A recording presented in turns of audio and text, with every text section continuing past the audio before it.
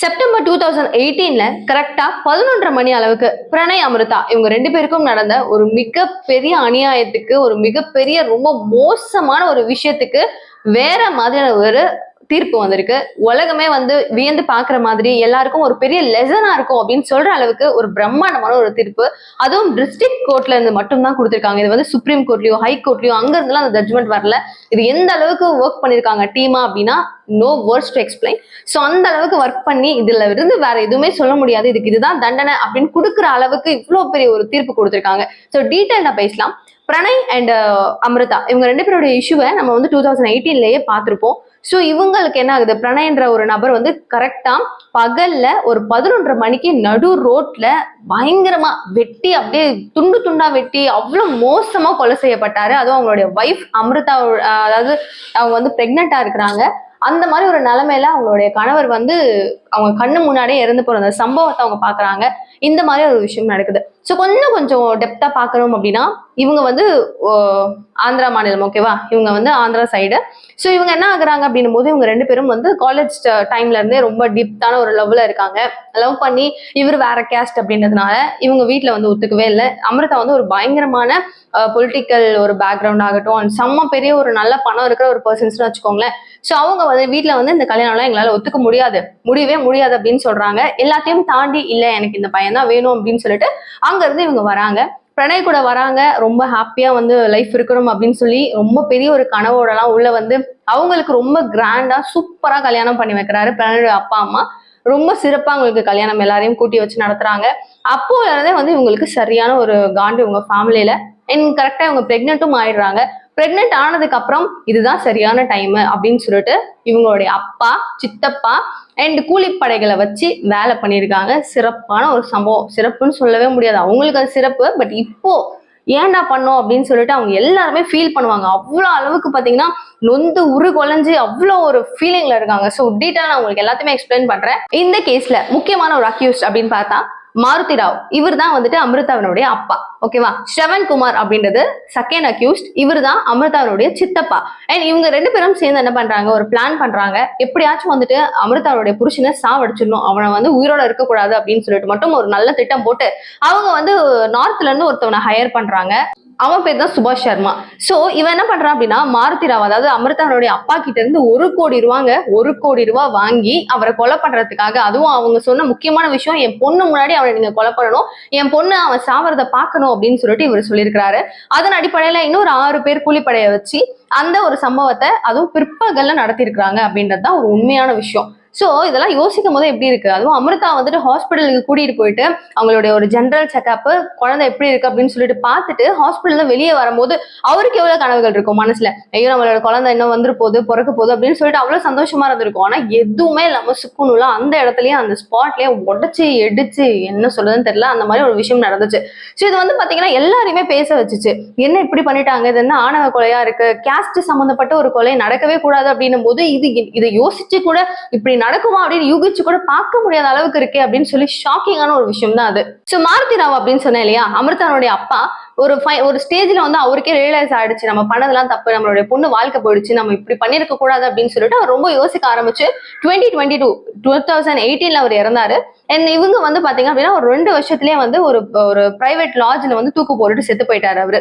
அவருடைய கதை முடிஞ்சிருச்சு. அண்ட் செகண்ட் ஸ்ரவன் குமார் நான் சொன்னேன் இல்லையா, அவரு தான் செகண்ட் அக்யூஸ்ட். ஆனா அவரு மூட்டி விட்டு தான் அந்த வேலை எல்லாம் அவரு பண்ணாரு. அதுவும் அமிர்தாவே சில டைம்ல சொல்லியிருந்தாங்க, எங்க அப்பா ரொம்ப நல்லவரு, என் சித்தப்பா தான் அவங்களை நோண்டி விட்டு அவரை வேணும்னே ஏதாவது பண்ணி இந்த மாதிரி எல்லாம் முடிவெடுக்க வச்சிருப்பாரு அப்படின்னு சொல்லியிருந்தாங்க. அதன் அடிப்படையில முக்கிய குற்றவாளியா கருதப்படுறவர் அவர் தான். கோர்ட் மரண தண்டனை கொடுத்துட்டாங்க. மீதி இருக்கிற அந்த கூலிப்படை 6 பேருக்குமே ஆயுள் தண்டனை கொடுத்திருக்காங்க. ஒரு டிஸ்ட்ரிக்ட் கோர்ட் இந்த அளவுக்கு ஒரு பெரிய மேஸான ஒரு முடிவு எடுக்கிறாங்க அப்படின்னும் போது அதுக்கு முக்கியமான காரணம் அங்க அப்போ இருந்த எஸ்பி ரங்கநாதன் அவர்கள் தான். அவர் என்ன பண்றாரு அப்படின்னா இவங்களுக்கு எல்லாம் 1 கோடி ரூபாய் அளவுக்கு ஒரு பெரிய பணம் இருக்கிற ஒரு பர்சன் கிட்ட வாங்கி கூலிப்படை இங்க வேலை செய்யுது அப்படின்னா அவங்க எவ்வளவு ஒரு திமிரு பிடிச்சவங்களா இருக்க முடியும். சட்டத்துக்கு விரோதமா நம்ம எதுவுமே பண்ண மாட்டோம், நம்மளுக்கும் இதுக்கும் தொடர்பு இல்லை, நம்மள எதுவுமே பண்ண முடியாதுன்னு நினைச்சவனுங்க வந்திருப்பானுங்களா, அது எதுவுமே இருக்கக்கூடாது, இனிமே வரவங்களுக்கும் இந்த மாதிரி ஒரு விஷயம் நடக்கக்கூடாது, எல்லாருக்கும் பயம் இருக்கணும் அப்படின்னு சொல்லிட்டு கிட்டத்தட்ட 1600 நான் முன்னாடி சொன்ன மாதிரி இந்த அளவுக்கு பாத்தீங்க அப்படின்னா சார்ஜ் ஷீட்டை ரெடி பண்ணிருக்காரு. இந்த charge sheet electronic evidence, document evidence and scientific evidence அப்படின்னு என்னெல்லாம் முக்கியமான எவிடன்ஸ் இருக்கோ எல்லாத்தையுமே கலெக்ட் பண்ணி டாப் டு பாட்டம் வரைக்கும் சிக்னல், டிராப்பிங், எங்க போனாங்க, எங்க மூவ் பண்ணாங்க அப்படின்னு சொல்லிட்டு டோட்டலா ஃபுல்லா அவங்க பண்ண ஒரு விஷயத்தையும் புட்டு வச்சு தலையில தட்டி உட்கார வைக்கிற ஒரு நிலைமை தான். ஸோ எல்லாத்தையுமே வந்து ஒரு பிசுறு கூட விடாம ஆத்தர் ஒரு சார்ஜ் ஷீட்டா ரெடி பண்ணி அவர் அங்க போய் ப்ரொடியூஸ் பண்ணிருக்கிறதுனாலதான் இந்த அளவுக்கு ஒரு விஷயம் நடந்துச்சு. இப்படி ஒரு தீர்ப்பு வந்து எல்லாரையுமே வாயடைக்க வச்சிருச்சு அப்படின்றதுதான் இன்னொரு உண்மையான விஷயம். இந்த தீர்ப்புக்கு முன்னாடி பிரணயனுடைய அப்பா போய் சாமி கும்பிட்டுட்டு அவருடைய இறந்த இடத்துக்கு போயிட்டு வேண்டிக்கிட்டு அதுக்கப்புறம் வந்துட்டு அவர் ஒரு பிரஸ் மீட்ல உட்கார்றாரு. அவர் சொல்ற ஒரு விஷயம் என்னன்னா, இந்த ஒரு விஷயம் நடந்துருச்சு, என் பையனை கொலை பண்ணிட்டாங்க, அதுக்கப்புறம் என்ன நடந்துச்சு, ஒண்ணுமே நடக்கல, எனக்கும் என்னுடைய மனைவிக்கும் எங்களுக்கு மகன் இல்ல, அமிர்தாவுக்கு வந்துட்டு ஒரு கணவன் இல்ல, என்னுடைய பேரனுக்கு வந்துட்டு அப்பா இல்ல, இந்த மாதிரி எவ்வளவு பேருடைய வாழ்க்கை போச்சு, எல்லாருமே சந்தோஷமா இருக்குமா, கிடையாது அப்படின்னு சொல்லிட்டு அவரும் அந்த அளவுக்கு ஒரு ஃபீல் பண்றாரு. இதுல ஸ்பெஷல் கோர்ட் ஜட்ஜ் ரோஜா ரமணி அப்படின்றவங்க பிரிவு 302-109 அப்படின்ற அடிப்படையில SC ST ஆக்டுக்கு அகேன்ஸ்டா இருக்கிற பட்டியலின் கீழே மொத்தம் 15,000 ரூபாய் அபராதம் ஒரு நபருக்கும் முன்னாடி கொடுத்திருந்தாங்க. அதை தாண்டி இப்பதான் தண்டனை வேற லெவல்ல வந்துருச்சு. அப்போ இருந்த எஸ்பி வந்துட்டு, அதாவது நம்ம சொல்லியிருந்தேன் இல்லையா, அப்போ இருந்த எஸ்பி ரங்கநாதன் இப்போ கமிஷனராகவும் மாறிட்டாரு. ஸோ அவர் வந்து சொல்ற ஒரு விஷயம், அப்போல இருந்து நான் இப்போ வரைக்கும் ரொம்ப இயர்ஸ் ஆஃப் டிஃபரன்ஸ் இல்லையா, அப்போ நடந்த ஒரு கொலைக்கு இப்போ இவ்வளவு அளவுக்கு ஒரு தீர்ப்பு வந்திருக்குன்னா அவங்க எந்த அளவுக்கு ஒர்க் பண்ணியிருப்பாங்க, டெக்னாலஜி வந்து ரொம்ப டிபெண்ட் பண்ணியிருந்தேன், இந்த ஒரு பிளேஸ் இந்த அளவுக்கு ஒரு ரிப்போர்ட் எல்லாம் நான் ரெடி பண்றதுக்கு ரொம்ப கஷ்டப்பட்டோம் அப்படின்னு அவர் சொல்லியிருந்தாரு. ஸோ இதுல இருந்து ஒரே ஒரு லெசன் தான். யோசிச்சு பாருங்க, இங்க வந்து பொதுவா யாரா இருந்தாலும் சரி, இப்போ பொண்ணு வந்து அமிர்தா இருக்காங்கல்ல, அவங்க வந்து ஒரு நல்ல சூப்பரா வெல் செட்டில்டு ஒரு ஃபேமிலியில பிறந்தவங்க. அவங்க வந்து காதலிச்சாங்க அப்படின்றதுனால அந்த பையனையும் விட முடியாத ஒரு சூழல்ல கல்யாணம் பண்ணிக்கிட்டாங்க.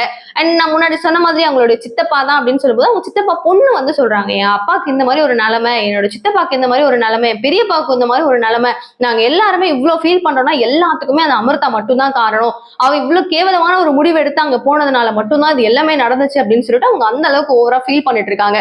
எனவே அது வந்து முடிஞ்சிருச்சு அப்படின்னு சொல்றதுக்கு முன்னாடி இவங்க வந்து ஒரு பொண்ணா அப்பாவுடைய பாசத்துல அந்த அளவுக்கு இத்தனை வருஷம் வளர்த்தவங்க, அவங்களுடைய நியாயம் படி பார்க்கும்போது அவ பண்ணது தப்பு அப்படின்னு தோணுனாலும் அந்த பொண்ணுக்கு என்னுடைய லைஃப்னு ஒண்ணு இருக்கு அப்படின்னு சொல்லிட்டு அவங்க எடுத்த டெசிஷன் ஓகே இல்ல தப்பு அப்படின்னு வந்தாலும், யாருடைய பக்கம் நியாயம் அநியாயம் அப்படின்னு வந்திருந்தாலும், ஒரு செட் ஆஃப் பீப்புள்ஸ் இது கரெக்டா இது இல்லை அப்படின்னு சொன்னாலும் யோசிக்கக்கூடிய ஒரே ஒரு விஷயம், உயிர் போயிடுச்சு. உயிர்ன்றது வந்து நம்ம கையில கிடையாது, நீ இருக்கணும் நீ இருக்கக்கூடாது அப்படின்னு டிசைன் பண்றதுக்கு. அப்படி டிசைன் பண்ணா நம்ம சஃபர் ஆக போறோம் அப்படின்றதுல மாற்று கருத்தே கிடையாதுன்றதுக்கான ஒரு சூப்பரான எக்ஸாம்பிள் இந்த ஒரு கேஸ். ஏன்னா அவங்க வந்து கொண்டுட்டாரு, அவரை கொண்டுட்டு இப்ப என்ன வாழுதாங்க, அந்த பையனுடைய லைஃப் போச்சு, அந்த பொண்ணோட லைஃப் போச்சு, அந்த குழந்தையோட லைஃப் போச்சு, அவங்க அப்பா அம்மாவோடது போச்சு, அண்ட் அவங்களுடைய செட்டு போச்சுன்னா இப்போ கொலை பண்ண சொன்னாங்க பாருங்க, அவர் என்னன்னாரு, அவரோட குற்ற உணர்ச்சி அவரால் தாங்க முடியல, மக்களை ஃபேஸ் பண்ண முடியல, நிறைய பேர் கேட்கிற கேள்விக்கு சொல்ல முடியல, பொண்ணுடைய லைஃப் இப்படி போயிடுச்சேன்னு சொல்லிட்டு அவரால் தூங்க முடியாம லாட்ஜ்ல போய் தூக்கு போட்டுட்டு செத்துட்டாரு. அவங்க சித்தப்பாவோட நிலைமை என்னாச்சு, கூலிப்படையோட நிலைமை என்னாச்சு, எங்க இருந்தா வந்தான், 1 கோடி ரூபாய் வச்சு உட்கார்ந்து சாப்பிடாத முடியுமா, ஒன்னும் கிடையாது. கொலை பண்ண வந்தவனை விட இப்ப பண்றோம் அப்படின்னு சொல்லிட்டு தூண்டப்படுறாங்களோ இல்ல வந்து செய்யறாங்களோ அவங்கள சுத்தி இருக்கிற எல்லாருமே வந்து இதுல சஃபர் ஆகுறாங்க. ஒரு கிரைம் பண்ண போறோம் அப்படின்னு சொல்லி டிசைட் பண்றதுக்கு முன்னாடி யாரெல்லாம் சஃபர் ஆகும் அப்படின்னு யோசிச்சா நடக்குமா, வாய்ப்பே கிடையாது. ஸோ ரொம்ப எமோஷனலான ஒரு கேஸும் இது. ரொம்ப எத்திக்கலா யோசிக்கிறதுக்கு, மாரலா யோசிக்கிறதுக்கு, ஒரு கிரைமா யோசிக்கிறதுக்கு, எல்லா பக்கமும் யோசிக்கிற மாதிரி ஒரு லெசனா இருக்கிற மாதிரியான ஒரு விஷயம். ஏன்னா இப்படி ஒரு தப்பு பண்ணா, இப்படி ஒரு விஷயம் நடந்துச்சு அப்படின்னா இதெல்லாம் தான் தண்டனை அப்படின்றதுமே அவங்க உணர்த்திருக்காங்க.